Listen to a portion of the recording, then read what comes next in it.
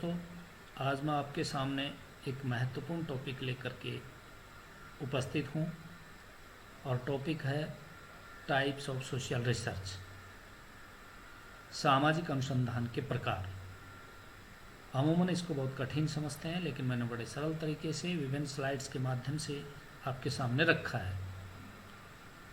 आपकी कोई भी क्वेरीज हो, कोई सुझाव हो, आप कमेंट बॉक्स में ज़रूर लिखिएगा। यह आपके लिए बहुत महत्वपूर्ण है, बहुत उपयोगी है। आगे आने वाले विभिन्न प्रतियोगी परीक्षाओं के साथ साथ साक्षात्कार सहित एकेडमिक कक्षाओं के लिए भी बड़ा महत्वपूर्ण है। तो अपने दोस्तों तक इसको फॉरवर्ड कीजिए। अन्वेषणात्मक या निरूपणात्मक, थोड़ा हिंदी में टाइपिंग में मिस्टेक है, इसी को अंग्रेजी में कहते हैं एक्सप्लोरेटरी और फॉर्मुलेटिव सोशल रिसर्च। दूसरा है वर्णनात्मक शोध, हिंदी में समझ सकते हो वर्णन करने वाला, और अंग्रेजी में है डिस्क्रिप्टिव रिसर्च। तीसरा है अनुभविक शोध या एम्पिरिकल रिसर्च। चौथा है प्रयोगात्मक शोध या एक्सपेरिमेंटल रिसर्च। अगला है विशुद्ध शोध, प्योर रिसर्च। और फिर है व्यावहारिक शोध, अप्लाइड रिसर्च। क्रिया या क्रियात्मक अनुसंधान, इसको एक्शन रिसर्च भी कहते हैं।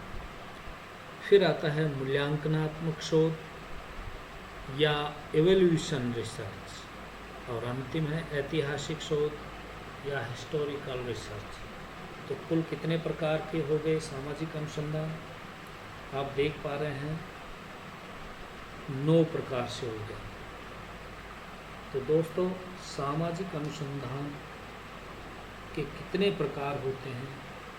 तो ये मुख्य प्रकार हैं, संख्या में आप 9 बता सकते हैं।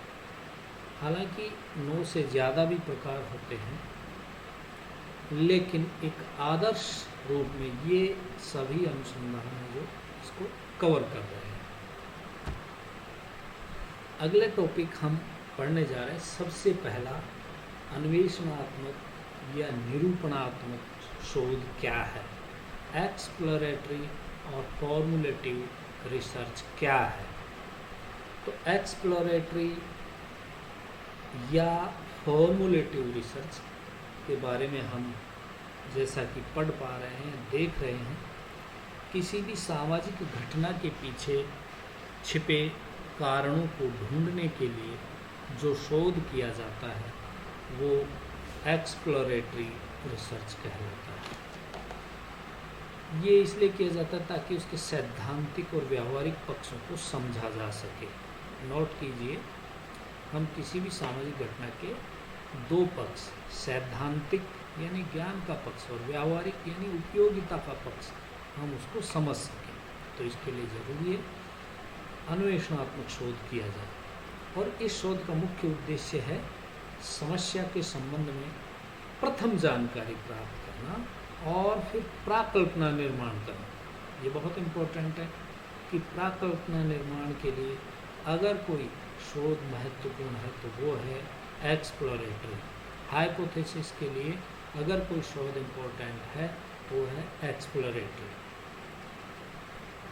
और एक अंतिम बात, क्योंकि ये रिसर्च किसी स्टडी की रूपरेखा या उसका फॉर्मेट बनाने के लिए भी उपयोगी है, इसलिए इसका दूसरा नाम है फॉर्मुलेटिव रिसर्च। तो एक्सप्लोरेटरी या फॉर्मुलेटिव रिसर्च एक ही है, और इसका मुख्य जो तत्व है, सार तत्व है, वो है किसी घटना में कार्य कारण संबंध ज्ञात करना। अर्थात किसी घटना के पीछे छुपे कारण क्या है और उसका फिर परिणाम ये घटना निकले, तो उन दोनों में संबंध क्या है, संबंध खोजना, संबंध ज्ञात करना, अर्थात कारण ज्ञात करना और परिणाम ज्ञात करना। तो ये इस शोध का महत्वपूर्ण उद्देश्य है। अब हम अगला टॉपिक देखने जा रहे हैं, अन्वेषणात्मक या एक्सप्लोरेटरी शोध के कार्य। तो देखिए, साक्षात्कार में आपसे सवाल इस प्रकार से भी पूछ सकते हैं कि ऐसा शोध बताइए जिससे हम हाइपोथेसिस का निर्माण कर सकते हैं। तो इन कार्यों को थोड़ा ढंग से पढ़िएगा। इसके आधार पे अगर कोई क्वेश्चन बनता है तो आप उसका जवाब बेहतर तरीके से दे पाएंगे। तो इसके कार्य मैंने लिख रखे हैं, सामने देख रहे हो आप। पूर्व निर्धारित हाइपोथेसिस यानी पहले से बनाई गई हाइपोथेसिस या प्रकल्पनाओं का तात्कालिक दशाओं में यानी जिस समय हम रिसर्च कर रहे हैं उन परिस्थितियों के संदर्भ में परीक्षण करना कि ये प्रकल्पना ठीक है नहीं है या इसमें कोई बदलाव करना है। दूसरा है महत्वपूर्ण सामाजिक समस्याओं की ओर शोधकर्ता का ध्यान आकर्षित करना। तो विभिन्न महत्वपूर्ण सामाजिक समस्याएं जिनसे कि हम सामना करते हैं, तो जो रिसर्च करता है समाजशास्त्री है वो इन समस्याओं के प्रति हमारा ध्यान आकर्षित करता है और ये बताता है कि हमने इस समस्या और इसके कारण को खोजा है। अगला है नवीन प्रकल्पनाओं का विकास। तो देखिए मैं फिर से बोल रहा हूँ कि अगर नई हाइपोथेसिस का निर्माण करना है तो आपको कौन सा रिसर्च करना होगा? एक्सप्लोरेटरी। और इससे क्या है, अंतर्दृष्टि प्रयोग घटनाओं का विश्लेषण भी संभव है। अर्थात हम किसी अगर रिसर्च के बाद में जो रिजल्ट है हम तर्कों से, अपने तर्क से, अपनी अंतर्दृष्टि से अपन विभिन्न घटनाओं का विश्लेषण कर सकते हैं। एक महत्वपूर्ण कार्य है कि स्टडी या अध्ययन के नवीन क्षेत्रों का ज्ञान प्राप्त करें। हम जैसे जैसे रिसर्च करते हैं हमारे सामने अनेक समस्याएं आती हैं, नए नए जो है फैक्ट्स आते हैं, तथ्य आते हैं, तब अनायास ही नई चीज़ें खोज ली जाती हैं। तो नए क्षेत्रों का भी हमें मालूम चलता है। गरीबी के कारणों को खोजते खोजते हमें पता चलता है कि विभिन्न समस्याएं हैं वो एक दूसरे से जुड़ी हुई हैं। तो हमने एक नए तथ्य की खोज कर ली, नए सिद्धांत की खोज कर ली, नया ज्ञान प्राप्त हो। इसी प्रकार से अगला जो कार्य है शोध पद्धतियों के प्रयोग की उपयुक्तता की संभावनाओं का पता लगाना। तो जो हम रिसर्च मेथड्स यूज में ले रहे हैं वो कितनी उपयोगी है या उनमें बदलाव करना है, वो विश्वसनीय है या नहीं है। तो इसके लिए भी ये बहुत इम्पोर्टेंट है। ये इम्पोर्टेंट है हाइपोथेसिस के बाद में अगर हमें रिसर्च मेथड का भी परीक्षण करना है तो अन्वेषणात्मक या एक्सप्लोरेटरी रिसर्च करना चाहिए या फॉर्मुलेटिव रिसर्च करना चाहिए। साइंस की जो लिमिटेशंस हैं, विज्ञान की जो सीमाएं हैं, उनका विस्तार कर ज्ञान के क्षेत्र का विस्तार करना एक अन्य कार्य है। विभिन्न विषयों पर ध्यान केंद्रित करना और ज्ञान के प्रति अनिश्चितता दूर करना, तो ये है अन्वेषणात्मक शोध के मुख्य कार्य। तो इसमें से दो है प्रकल्पना वाला रिसर्च मेथड का विश्वसनीय रूप देना, ठीक है। और बाकी तो बहुत सारे हैं, नवीन क्षेत्रों में पता करने में महत्वपूर्ण है, ये इसके कार्य है। अब सवाल आता है कि जब हम एक्सप्लोरेटरी रिसर्च करते हैं तब वो कंडीशंस क्या हैं और इस रिसर्च के लिए क्या ज़रूरतें हैं। तो देखिए 5 ज़रूरतें हैं, 5 परिस्थितियां हैं जो इस रिसर्च को सफल बना सकती हैं। उनमें पहला है संबद्ध साहित्यिक अध्ययन, अर्थात जिस घटना का आप रिसर्च कर रहे हो उससे रिलेटेड जितना भी आपको मटेरियल मिलता है, स्टडी मटेरियल, तो उसका आप अध्ययन कीजिए, तो तभी ये सफल हो पाए। दूसरा है अनुभव सर्वेक्षण। इसमें क्या होता है कि हम अनुभवी लोग, उनको ढूंढना होगा, उनके अनुभव को सुनना होगा। तो जितने हमें ये बड़ा कठिन काम है, किसी गांव में गए और गांव में हमें कुछ किसी समस्या का अध्ययन करना है, गरीबी का या शराबखोरी का, तो ऐसे लोगों को ढूंढना जो तटस्थ रूप से बता सकें और ज़िंदगी का अनुभव रखते होंगे। तो वो बताते हैं कि भाई अमुक अमुक समय में ऐसा बंद था, फिर अचानक से ऐसा हुआ। तो ऐसे लोगों को ढूंढना ये बहुत महत्वपूर्ण है इस रिसर्च के लिए। फिर है सही सूचनादाताओं का चयन। देखिए भावुक नहीं हो, बड़ा चढ़ा के बोलने वाला नहीं हो, समझदार हो, हमारी बात को समझ सके, ये बड़ा कठिन है। ये हमारे जो है अनुसंधानकर्ता की एक परीक्षा भी है कि एक अच्छे सूचनादाता या इन्फॉर्मेशन देने वाले का कैसे सिलेक्शन किया जाए। अगला है उपयुक्त प्रश्न पूछना। हमें सवाल भी उससे बिल्कुल सही पूछने चाहिए, रिलेटेड क्वेश्चन पूछने चाहिए, उसको परेशानी नहीं हो जवाब देने में, उसमें ड्यूअलिज्म नहीं आए, विरोधाभासी नहीं हो, ऐसे सवाल पूछना बहुत ज़रूरी होता है जिससे सटीक सूचना प्राप्त हो सके। और अगली जो सबसे महत्वपूर्ण वो है अंतर्दृष्टि प्रेरक घटनाओं का विश्लेषण। हमें ऐसी घटनाओं का खुद भी विश्लेषण करना चाहिए, मन से भी, तो हमें एक दिशा को मिलती है स्टडी की। ये इसकी मुख्य मुख्य कंडीशंस है। अब हम दूसरा पढ़ने जा रहे हैं वर्णनात्मक शोध। ठीक है, डिस्क्रिप्टिव रिसर्च। इसकी विशेषताएं देखिए क्या है। तथ्यों के आधार पर विवरण प्रस्तुत करता है, यानी जो तथ्य हमने कलेक्ट किए उनका केवल विवरण करना है, चीरा फाड़ी नहीं करना है।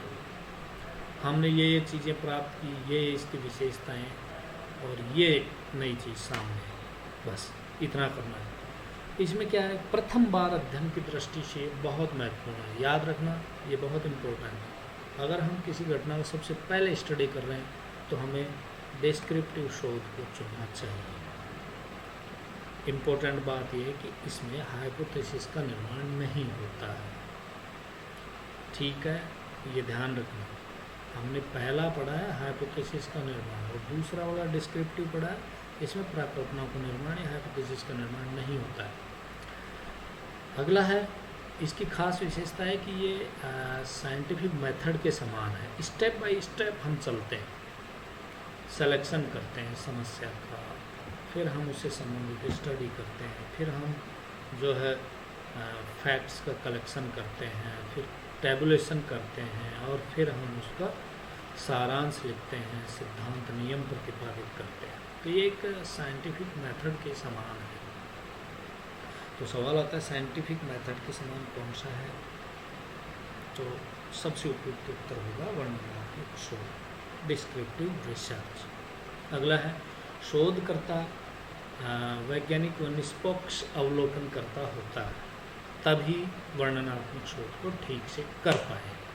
ये शर्त भी है और विशेषता भी है। जब कोई किसी चीज़ को देखता है तो सटीक लिखता है, दाएं बाएं या अपनी तरफ से नहीं जोड़ता है, तो वो सही वर्णन कर रहा है, वो एक्सप्लेन कर रहा है सही तरीके से। और इसकी सबसे बड़ी बात है कि ये विस्तृत अध्ययन में उपयोगी होता है। यह शोध किसी भी घटना का बहुत बड़ा व्यापक दायरे में और बड़ा स्टडी करता है। ये इसकी खास विशेषताएं हैं। अब इसके हैं इसके चरण। तो मैंने कहा कि ये एक साइंटिफिक मेथड के समान भी, तो साइंटिफिक मेथड में भी यही चरण आते हैं। देखिए, अब पहला चरण है हम उद्देश्यों का प्रतिपादन, यानी हम क्या करने जा रहे हैं, क्या खोजने जा रहे हैं, क्या ज्ञात करने जा रहे हैं। दूसरा है डाटा कलेक्शन, तथ्यों का संकलन। डाटा कलेक्शन के लिए हम अलग अलग विधियाँ आगे पढ़ेंगे। हम उन विधियों से जो है उन उपकरणों की मदद से हम डाटा कलेक्शन करेंगे।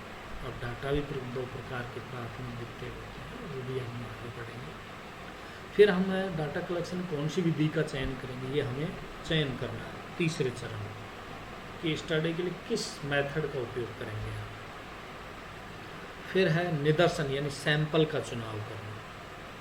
उस सैंपल, जब बड़ा क्षेत्र का अध्ययन करना होता है तो सैंपलिंग मेथड सबसे उपयुक्त होता है।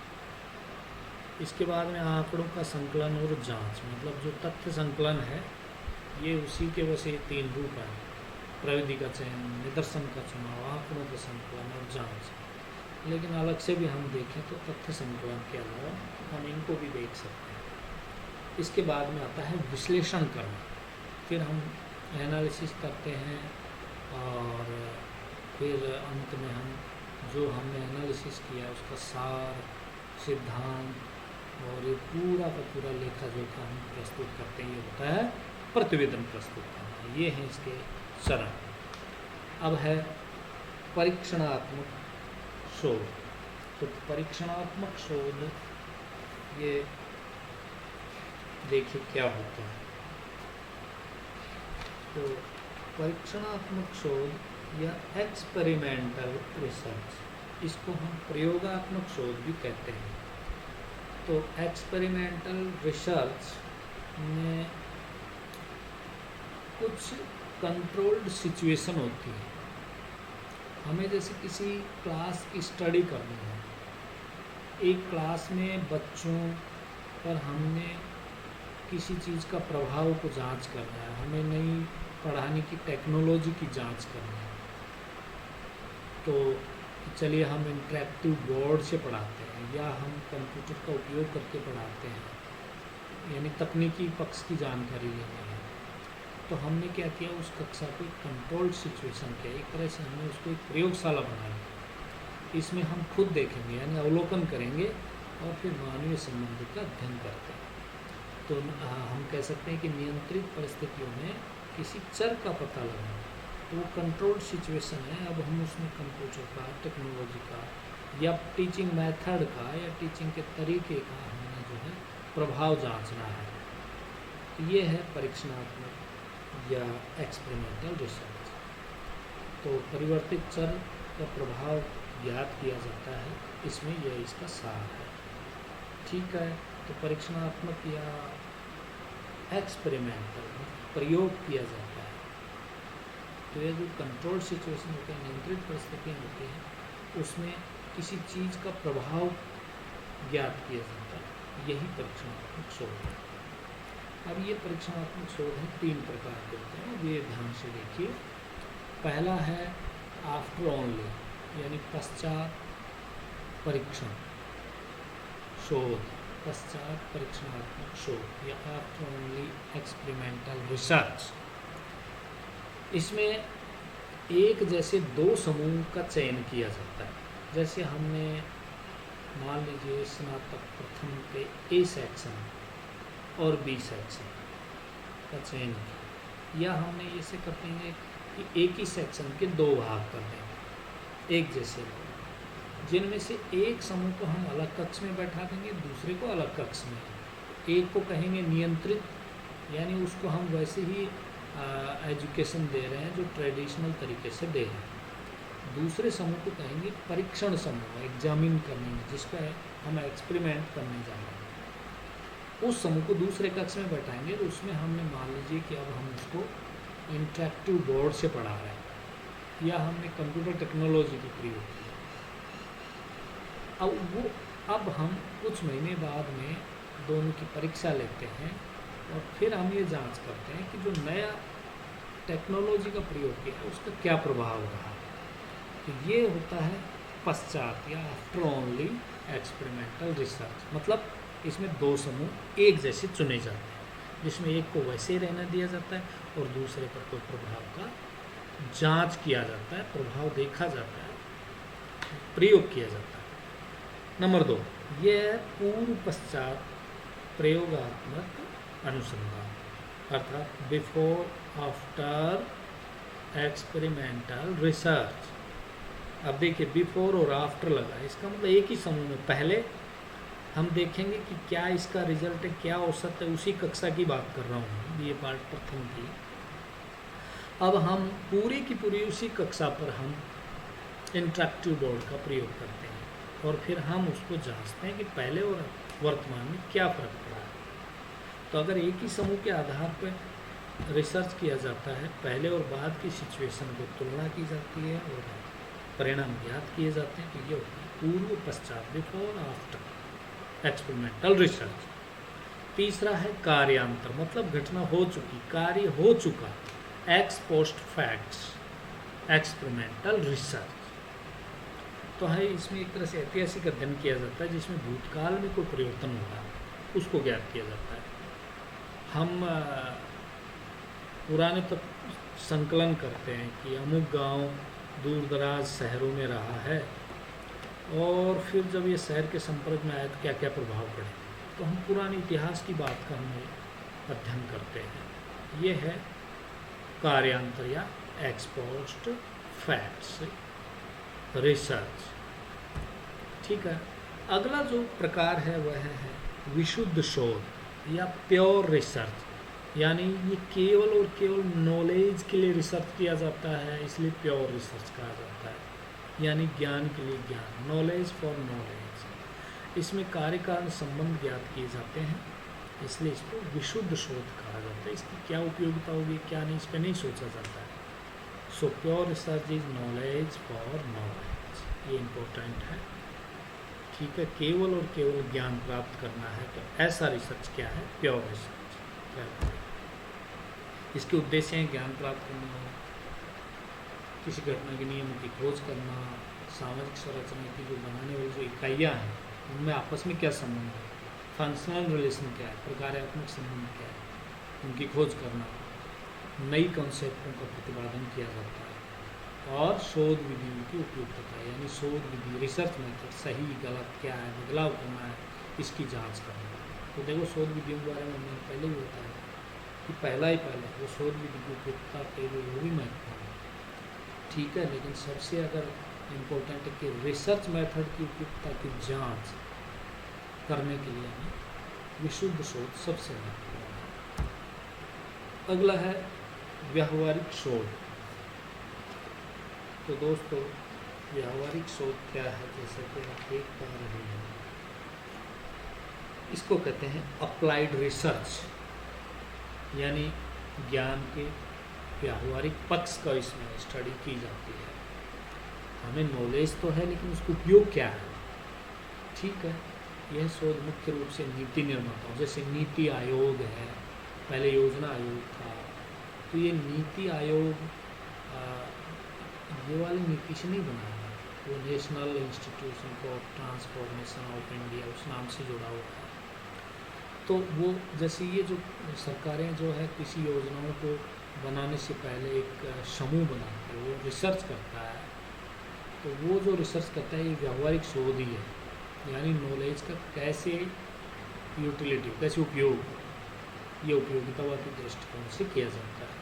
तो ज्ञान के उपयोग के लिए ज्ञान के व्यावहारिक पक्ष पे जोर दिया जाता है, यही व्यावहारिक या अप्लाइड रिसर्च कहलाता है। इसकी खास विशेषताएं देखिए, व्यावहारिक समस्याओं को हल करने के लिए ज्ञान की खोज की जाती है, लोगों की ज़रूरत और लोक कल्याण, इसमें पॉजिटिव पक्ष है। इसमें यह है कि हम सीधा सीधा कोई योजना लागू करने जा रहे हैं, उसकी खोज कर रहे हैं। तो लोक कल्याण के साथ और लोगों की ज़रूरत क्या है, यानी आवश्यकताओं और लोक कल्याण, यानी आवश्यकताओं और योजना दोनों में क्या संबंध है और क्या हो सकता है, इसका पता करना।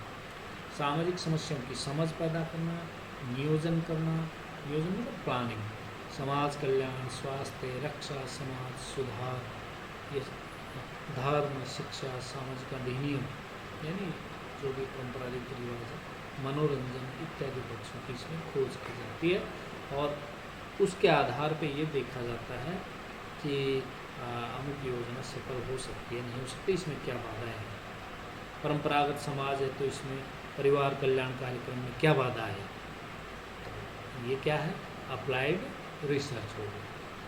तो उद्योग, व्यापार, प्रशासन, सांप्रदायिकता दूर करने के लिए, जातीयता के विभिन्न पक्षों की खोज करने के लिए और इनमें बदलाव करने के लिए जो ज़रूरी कारक हैं उनको खोजा जाता है, ये व्यावहारिक शोध है। इम्पोर्टेंट देखिए लास्ट के दोनों चीज़ें, लोक कल्याण शब्द इम्पोर्टेंट है, और ये जो विभिन्न समस्याएं इनके कारकों की खोज, समाज सुधार इत्यादि, इसके इम्पोर्टेंट हाईलाइट पॉइंट है, ये ध्यान रखिए।